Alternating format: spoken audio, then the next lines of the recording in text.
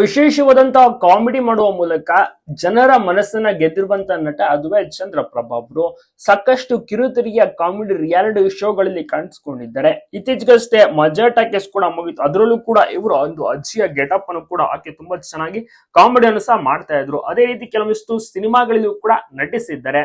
ಪಾತ್ರಗಳು ಸಿಗುತ್ತೆ, ಬಟ್ ಸ್ವಲ್ಪ ಕಡಿಮೆ ಅಂತಾನೆ ಹೇಳ್ಬೋದು. ಬೇರೆಯವ್ರಿಗೆ ಕಂಪೇರ್ ಮಾಡಿದ್ರೆ ಅವಕಾಶಗಳು ಕಡಿಮೆ ಆದಂತ ಕಾರಣ ಗಾರೆ ಕೆಲಸವನ್ನು ಕೂಡ ಮಾಡ್ತಿದ್ದಾರೆ. ಇವರು ನಟನೆಗೆ ಬರೋಕ್ಕೂ ಮುಂಚೆ ಗಾರೆ ಕೆಲಸವನ್ನೇ ಮಾಡ್ತಾ ಇದ್ದಿದ್ದು, ಅದನ್ನೇ ನಂಬಿಕೊಂಡಿದ್ದು. ಸೊ ಅದೇ ರೀತಿ ಈಗ ಅವಕಾಶಗಳು ಕಡಿಮೆ ಆಗಿದೆ.